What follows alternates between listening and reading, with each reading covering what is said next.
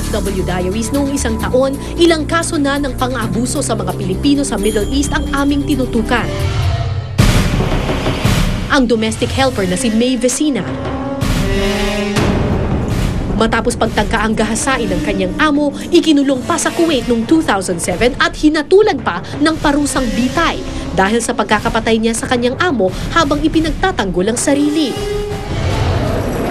Pero noong isang taon, pinagkaluban si May ng pardon at pinayagan makauwi ng Pilipinas. Isa ako sa mga sumalubong sa kanya.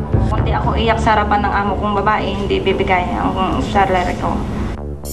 Nakarating rin sa OFW Diaries ang balita ng isinagawang pagtakas ng domestic helper sa Kuwait na si May Castillo mula sa kanyang malupit na amo. Ginawa ng amo ko, sinampal ako, sinabunutan. Yung sapatos na takong pinalo sa ulo ko. Pero gumaganon lang ako, sabi ko. Hindi ako umiiyak po kasi sabi ko, nagsasabi ako ng totoo.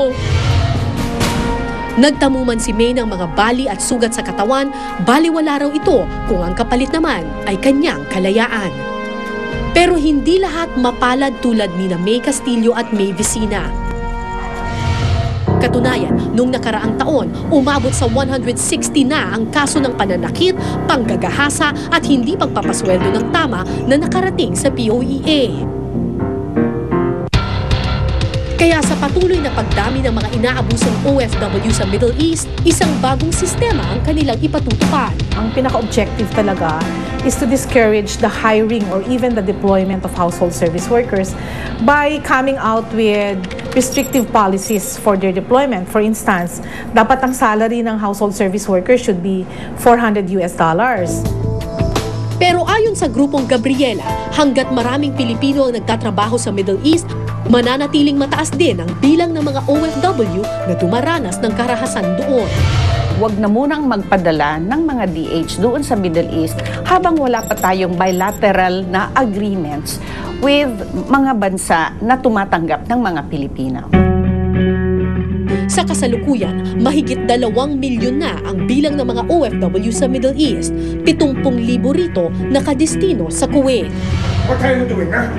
Sa Kuwait, nakaranas ng pambubugbog ang domestic helper na si Asria Samad Abdul. 2 amo ang kanyang nilipatan, parehong nagpatikim sa kanya ng mga sipa at suntok.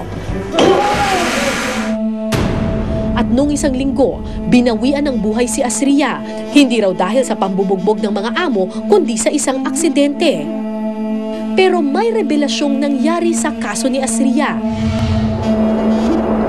Ilang araw matapos matagpuan ang katawan ni Asria sa isang disyerto sa Kuwait, lumutang ang amo nito at nagsalaysay sa mga pulis ng mga totoong nangyari kay Asria.